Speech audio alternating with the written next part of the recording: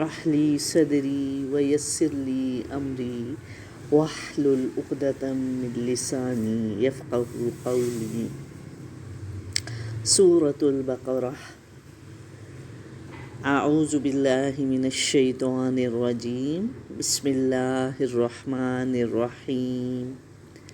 ألف لام ميم. ذلك الكتاب لا ريب فيه هدى للمتقين. الف لام میم. ذالک یہ، الکتاب کتاب، لا نہیں، ریب شک، فیہ اس میں، ہدن ہدایت ہے، للمتقین متقین کے لیے۔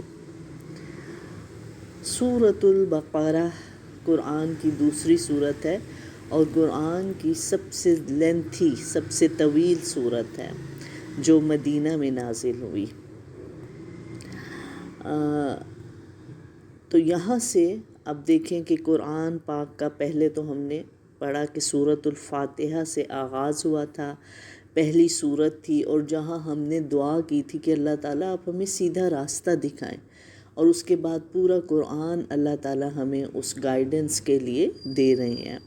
تو سب سے پہلے اس میں سورۃ البقرہ ہے کہ سب سے پہلے کیا بات بتا دی کہ اگر کسی کو گائیڈنس چاہیے، کسی کو ہدایت چاہیے، کوئی اللہ تعالیٰ کی خوشی کو حاصل کرنے کے کام کرنا چاہتا ہے، اللہ تعالیٰ کی مرضی کے مطابق زندگی گزارنا چاہتا ہے، تو بس پھر اس کے لیے یہی کتاب انف ہے۔ اگر وہ ہدایت چاہتا ہے، وہ اللہ تعالیٰ کی طرف سے دی ہوئی گائیڈنس کو حاصل کرنا چاہتا ہے، بس پھر یہ کتاب ہی ہے، اس میں کوئی شک نہیں ہے کہ ہم کچھ اور بھی کر سکتے ہیں، کچھ اور کتاب پڑھ لیں، کہیں اور سے جا کے علم حاصل کر لیں تو شاید ہم سیدھے راستے پہ آ جائیں گے۔ نہیں، اس میں شک نہیں ہے کہ اگر ہدایت چاہیے، اگر گائیڈنس چاہیے، اگر سیدھے راستے پر چلنے کی خواہش ہے، تو بس پھر اس کتاب کو ہاتھ میں پکڑنا، پڑھنا، سمجھنا اس کو ضروری ہے۔ کن کے لیے ہدایت ہے؟ للمتقین۔ اب متقی جو ہے وہ ایک تو دیکھیں ایسا انسان جس کے دل میں اللہ کا خوف ہونا۔ خوف کیا مطلب؟ کہ وہ اللہ تعالیٰ کی ناراضگی سے ڈرتا ہو، اور پھر وہ یہ چاہتا ہو کہ نہیں، مجھے اللہ تعالیٰ کی نے جو بتایا ہے مجھے اس کے مطابق ہی زندگی گزارنی ہے، اور جو اللہ تعالیٰ نے جن کاموں سے منع کیا ہے مجھے ان سے رک جانا ہے۔ ایسا انسان متقی ہے جس کے دل میں اللہ کی ناراضگی کا خوف ہوتا ہے کہ کہیں میرے سے کوئی ایسا کام تو نہیں ہو جائے کہ جو اللہ کی ناراضگی کا باعث ہو جائے۔ تو اگر ہمارے دل میں یہ فیلنگز ہیں کہ ہم وہ کام کریں کہ جو اللہ کو خوش کرنے کے ہیں، اور ہمیں اللہ کے لیے تھوڑا سا ڈر بھی ہو کہ کہیں ہم سے ایسا کام نہ ہو جائے جس سے اللہ ناراض ہو جائے، تو پھر وہی انسان متقی ہے۔ اب ان متقین کی آگے کچھ صفات ہیں جو اس کتاب سے ہدایت حاصل کریں گے، ان کے اندر یہ کوالٹیز ہوتی ہیں۔ نمبر 1 کیا ہے؟ الذین یؤمنون بالغیب، وہ لوگ جو غیب پر ایمان رکھتے ہیں۔ غیب کیا ہے؟ دا ہڈن، دا انسین، یعنی کہ آپ دیکھیں ہمارا دین جو ہے اس کی بیس ہی غیب پر ہے نا۔ آپ دیکھیں ہمیں بتایا گیا ہے کہ اللہ کی ذات ہے جو ہر جگہ موجود ہے۔ ہاں، ہمارا ایمان ہے کہ اللہ تعالیٰ کی ذات ہر جگہ موجود ہے۔ اللہ تعالیٰ نے قرآن پاک میں فرمایا میں تمہارے ساتھ ہی ہوں جہاں بھی تم کہیں ہو۔ تو اب ہمیں اللہ تعالیٰ نظر تو نہیں آتے، لیکن کیونکہ ہمارا ایمان ہے اللہ پر اور قرآن پر، تو ہمیں یقین ہے، ہم مانتے کہ ہاں اللہ تعالیٰ ہمارے ساتھ ہیں، اللہ تعالیٰ ہمیں ہر وقت دیکھ رہے ہیں۔ اور پھر آپ دیکھیں کہ جنت کے بارے میں ہمیں بتایا جاتا ہے، جہنم کے بارے میں بتایا جاتا ہے، فرشتوں کے متعلق بات ہوتی ہے، اور پہلے نبیوں کے متعلق بات ہوتی ہے۔ ہم نے کچھ بھی نہیں دیکھا ہوا، یہ سب غیب ہے۔ اور ایون ہمارے لیے تو نبی صلی اللہ علیہ وآلہ وسلم کی ہستی بھی غیب میں ہے نا، کہ ہم نے ان کو آنکھوں سے نہیں دیکھا ہوا، لیکن کیونکہ ہمارا ایمان ہے کتاب پر، تو ہم نے ان سب چیزوں پر ہم ایمان لے کر آ گئے کہ ہاں ہمیں یقین ہے کہ اللہ تعالیٰ ہیں، ہمیں یقین ہے، ہم اس پر ایمان رکھتے ہیں کہ جنت اور جہنم ہے، فرشتے ہیں، اور پھر اللہ تعالیٰ نے اپنے نبیوں کو بھیجا ہدایت کے لیے۔ تو یہ سب جو ہے غیب پر ایمان ہمارے دین کی بنیاد ہے، اور جتنا زیادہ اس پر ہمارا ایمان، اس پر بیلیف اسٹرانگ ہوگا، ہمارے لیے اتنا ہی زیادہ دین پر عمل کرنا آسان ہو جائے گا۔ تو سب سے پہلی جو کوالٹی ہے، اس پر سوچنا ہے، غور و فکر کرنی ہے کہ واقعی ہمارا غیب پر ایمان ہے، اور اگر ویک ہے یا اسٹرانگ ہے۔ اگر تو اسٹرانگ ہے تو بہت اچھی بات ہے، کیونکہ پھر ہمارے لیے عمل کرنا آسان ہو جائے گا، اللہ تعالیٰ کی بات کو ماننا آسان ہو جائے گا۔ اور اگر ویک ہے تو پھر بار بار اس کے متعلق پڑھنا ہے، پوچھنا ہے، تاکہ ہمارا بیلیف اسٹرانگ ہو جائے۔ اور دوسرا کیا ہے؟ وَيُقِيمُونَ الصَّلَاةَ، وہ نماز قائم کرتے ہیں۔ تو نماز کی دیکھیں، جیسے ہی ہم قرآن کو پڑھنا شروع کرتے ہیں فوراً نماز کی بات آ جاتی ہے۔ ایک تو سورۃ الفاتحہ کو جب پڑھا تو نماز ہی کے متعلق خیال آتا گیا کہ ہر روز ہر رکعت میں نماز پڑھنی ہے، اللہ سے سیدھے راستے کی دعا مانگنی ہے۔ دوسرا سورۃ البقرہ شروع ہوئی، پھر نماز کی باری آ گئی کہ وہ جو نماز قائم کرتے، متقین کون ہیں؟ جو نماز قائم کرتے ہیں۔ اب نماز قائم کرنے کا کیا مطلب ہے؟ کہ نماز کو ہمیشہ پڑھنا، یہ نہیں کہ کسی دن چھوڑ دی، کسی دن پڑھ لی۔ اب ہم خود سب اپنے آپ کو چیک کریں کہ کیا واقعی میں نے نماز قائم کی ہے، یا میں بس پڑھ رہی ہوں۔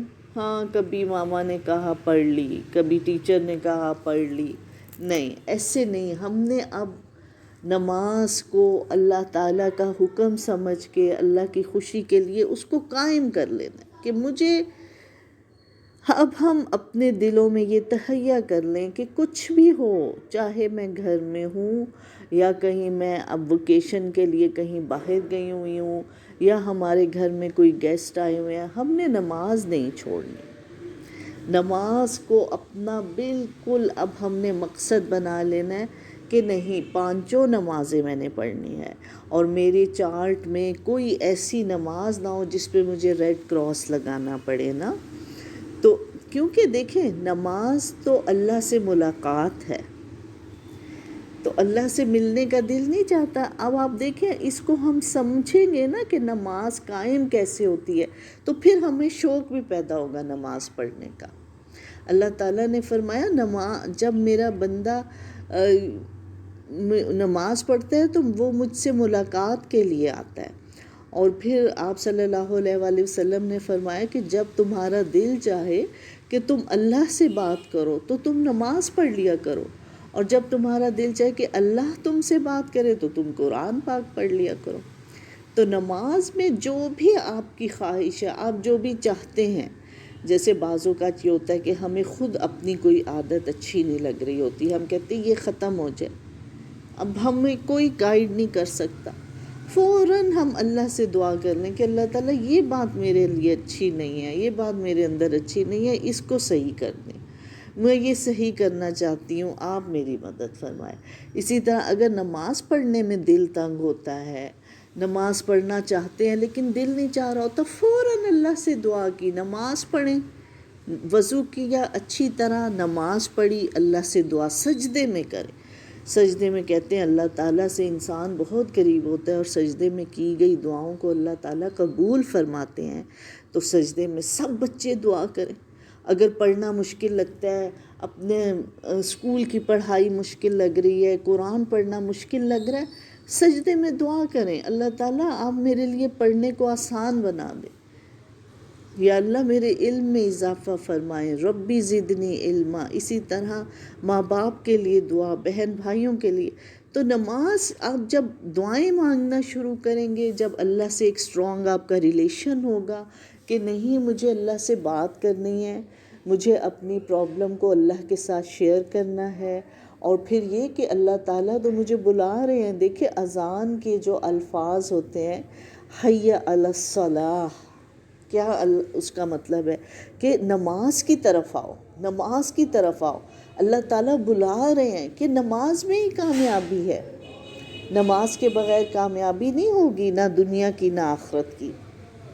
تو اس لیے نماز کو قائم کرنے والے وہ لوگ ہیں. یہ متقین کی خصوصیات ہیں جو اس کتاب سے ہدایت حاصل کریں گے. اب ہم چیک کر لیں ہمارے اندر یہ ہیں یا نہیں. نمبر 1 کیا پڑھا تھا؟ غیب پر ایمان. نمبر 2 نماز قائم کرتے ہیں. وَمِمَّا رَزَقْنَاهُمْ يُنْفِقُونَ، اور اس میں سے جو ہم نے رزق دیا وہ خرچ کرتے ہیں. تو رزق جو بھی اللہ تعالیٰ نے دیا، جو اللہ تعالیٰ کی نعمت ہے، وہ سب رزق میں آ جاتی ہے. چاہے آپ دیکھیں آپ کے پاس کوئی مال ہے، پیسے ہے، وہ تو سب کو پتہ ہے، ہاں وہ رزق ہے. اس کے علاوہ جو بھی آپ کے پاس دیکھیں اللہ کی نعمتیں ہیں نا، چاہے آنکھیں ہیں، چاہے ذہن ہے، چاہے بات کرنے کا طریقہ ہے، کوئی بھی اللہ تعالیٰ نے آپ کو جو نعمت دے دیا وہ رزق ہے. اب اس میں سے اللہ کی راہ میں کیسے ہم خرچ کر سکتے؟ دیکھیں ابھی تو آپ بچے ہیں، ظاہر ہے ہر ایک کی اپنی انکم نہیں ہے. تھوڑا بہت آپ پیرنٹس آپ کو پاکٹ منی دیتے ہوں گے، آپ وہ اپنے لیے خرچ کر لیتے. ہاں اس میں سے اگر آپ کچھ بچا کے کسی غریب کو دے دیں بڑی اچھی بات ہے. لیکن اگر آپ کے پاس جو ہے اس میں کیا ہے کہ دیکھیں ہو سکتا ہے کچھ لوگوں کا میتھس بہت اچھا ہوتا ہے بچوں کا، اب آپ اس کو اللہ کی خوشی کے لیے کسی کو سمجھا دیں، کسی کو سکھا دیں. اسی طرح لوگوں سے اچھی بات کرنا، السلام علیکم کہنا، اور اپنے ماما اور بابا کا خیال رکھنا کہ اللہ کو خوش کرنے کے لیے میں ان کا خیال رکھ رہا ہوں، تو ان کے ساتھ اچھی بات کرنا. تو یہ بھی زبان کا بہترین استعمال ہو جاتا ہے کہ میں نے اپنی زبان کو اللہ کی راہ میں لگا دیا ہے، کہ میں اپنی زبان سے یہی کوشش کروں کہ اس سے کوئی غلط بات نہ نکلے. زیادہ سے زیادہ میں اللہ کا ذکر کر لوں. قرآن تو پڑھ ہی رہے ہیں، نماز بھی پڑھنی ہے، اس کے بعد بھی جو وقت ہے اس کو میں فالتو چیزوں میں، فالتو کاموں میں ضائع نہیں کروں. ہر وقت میں ٹی وی تو نہیں دیکھ رہا، میں زیادہ گیمز تو نہیں کھیل کے اپنا ٹائم ضائع کر رہا. نہیں، مجھے اپنے ہاتھوں کو، مجھے اپنی زبان کو، آنکھوں کو اللہ کی راہ میں لگانا ہے. تو یہ ہے کہ جو کچھ بھی دیا ہم اللہ کی راہ میں کچھ نہ کچھ اس میں سے خرچ کریں. ہمارا جو وقت ہے وہ بھی اللہ نے ہمیں دیا، اس وقت کو ہم اللہ کی دین کو سیکھنے کے لیے لگا دیں. یہ ہے کہ جو بھی رزق دیا. اب دین کیسے سیکھنا ہے؟ آپ اپنے لیسن کو بار بار پڑھیں. اسی طرح آپ کو اگر کوئی کوسچن آتا ہے آپ کوسچن بھی کر سکتے ہیں. گروپ کھلا ہوتا ہے، گروپ میں کوسچن کر لیں. لیسن سن کے کوئی کوسچن ذہن میں آیا وہ کریں، تاکہ دین کو ہم اچھے سے سیکھیں اور پھر دوسروں کو بھی بتائیں. اچھی بات جو خود سیکھی وہ دوسروں کو بھی بتا دیں. تو یہ ہے کہ جو بھی اللہ تعالیٰ نے نعمت دی ہے اس میں سے ہم اللہ کی راہ میں خرچ کریں. تو آج کے لیے ہم اتنا رہنے دیتے ہیں. آج کے لیسن میں سیکھنے کی کیا باتیں ہیں، کیا کچھ ہم نے سیکھا؟ ایک تو یہ کہ قرآن اللہ کی کتاب ہے اور ہدایت کی کتاب ہے. اگر ہمیں گائیڈنس لینی ہے، اگر ہمیں سیدھا راستہ چاہیے تو ہمیں اس کتاب کو پڑھنا ہے، سمجھنا ہے اور اس کے مطابق عمل کرنے کی کوشش کرنی ہے. دوسرا، یہ کتاب ہر ایک کو ہدایت نہیں دے گی. کچھ لوگ ہوں گے جن کو یہ ہدایت دے گی، وہ ہیں متقین. اور ان متقین کی کوالٹیز کیا ہیں؟ ایک تو یہ کہ وہ غیب پر ایمان رکھتے ہیں. تو اب ہم یہ دیکھیں کہ ہمارا غیب پر ایمان کیسا ہے. کیا ہمیں پتہ ہے؟ اگر ہم کہتے کہ ہاں اللہ تعالیٰ ہر وقت ہمیں دیکھ رہا ہے تو پھر ہم غلط کام کرتے ہوئے رکتے ہیں؟ اگر ہمیں یہ پتہ چل گیا کہ ہمارے دائیں اور بائیں فرشتے بیٹھے ہیں جو ہماری ہر بات کو لکھ رہے ہیں، تو پھر کیا ایسا ہے کہ ہم بات کرتے ہوئے سوچتے ہیں؟ کوئی غلط بات تو نہیں منہ سے نکالتے، کوئی جھوٹ تو نہیں بولتے؟ یہ سب چیزیں جتنا ہمارا غیب پر ایمان مضبوط ہوگا، اچھا کام کرنا ہمارے لیے آسان ہوگا، برا کام کرنا مشکل ہوتا جائے گا. اور پھر دوسری کوالٹیز ان کی کیا ہے؟ دوسری کوالٹی کہ وہ نماز کو قائم کرنے والے ہیں. اب ہم نے نماز کو بالکل اپنے آپ کو نماز پہ پکا کرنا ہے. سب سے پہلی جو بات، قرآن کو شروع ہی کیا سمجھنا، بار بار جو بات آئی نماز قائم کرو، نماز پڑھو، نماز قائم کرو. سورۃ فاتحہ بھی نماز کا ہی پیغام ہے. سورۃ بقرہ کا پہلا صفحہ ہے نماز کا ہی کہا جا رہا ہے. تو نماز وہ واحد حکم ہے جس کو ہر حال میں ادا کرنا ہے. اس کے بعد اللہ تعالیٰ نے جو تیسری ان لوگوں کی کوالٹی ہے وہ یہ ہے کہ اللہ نے جو بھی دیا وہ اس میں سے خرچ کرتے ہیں. اب ہم دیکھ لیں کہ ہمارے پاس کیا کوالٹیز ہیں، کیا اللہ تعالیٰ کی ہمارے پاس نعمتیں ہیں جو ہم استعمال کر کے اس میں سے خرچ بھی کر سکتے ہیں. اور اس میں آپ دیکھیں اللہ نے ہمیں صحت دی ہے نا، بچے بہت ایکٹیو ہوتے ہیں. اور آپ اس میں یہ بھی کر سکتے ہیں کہ جیسے کسی ماما نے بابا نے پانی مانگا ہے، یا بہن بھائیوں نے، یا اپنے فرینڈز میں کوئی پانی مانگتا ہے آپ اس کو پانی دیں. اتنا بڑا ثواب ہے. کہتے پانی پلانے سے بڑا صدقہ کوئی ہے ہی نہیں. اللہ تعالیٰ کو بہت پسند ہے، پسندیدہ صدقہ ہے. تو پانی پلائیں اپنے بہن بھائیوں کو، اپنے ماما اور بابا کو. جب بھی وہ مانگے آپ کہیں ہم دیتے ہیں پانی ان کو. اور پوچھیں پھر کہ آپ کو پانی تو نہیں چاہیے. اور پھر ماما سے پوچھیں بار بار، بابا سے پوچھیں آپ کی طبیعت ٹھیک ہے، آپ ٹھیک ہیں، آپ خوش ہیں. ان سے حال چال پوچھیں. بڑوں سے ان کا حال پوچھنا، ان کی طبیعت کا پوچھنا. بڑے ایسے خوش ہوتے ہیں کہ دیکھو ہمارے بچے ہمارا احساس کریں، کیونکہ ماں باپ اپنے بچوں کا بہت احساس کرتے ہیں اور ان کے لیے سب کچھ کر رہے ہوتے ہیں. اس لیے جب وہ تھک کر گھر میں آئے تو آپ بھی ان سے جب اتنا ہی پوچھیں گے نا وہ بہت خوش ہوتے ہیں. تو یہ اپنے ماں باپ کو خوش کرنا اللہ کو خوش کرنے کے برابر ہے.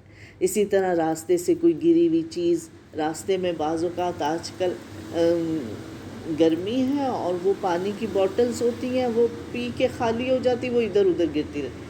ان کو اٹھا کے سمیٹ کے ایک طرف رکھ دیں. اپنا جہاں کام کرنے بیٹھے ہیں بکس کو سمیٹ کے سلیقے کے ساتھ بیگ میں رکھ دیا، بک شیلف میں رکھ دیا. تو ماں باپ اس سے خوش ہو جاتے ہیں. ماما کتنا خوش ہوں گی. تو یہ سب وہ چیزیں جو ہم خرچ کر سکتے، یہی ہے اللہ کی راہ میں خرچ کرنا، کہ اپنے وقت کا بہترین استعمال کر لیں. یہی سوچیں کہ ہم سے کوئی کسی کو تکلیف نہ ہو، اور ہم کوئی ایسا کام کریں جس سے ہمارے گھر میں ایک پازیٹیو چینج آ جائے. کوئی کمرہ صاف ہو جائے، کوئی بات اچھی کر لیں، کسی بڑے کا دل خوش ہو جائے. تو یہی چیزیں ابھی آپ کی ایج میں یہی چیزیں کرنے والی ہیں.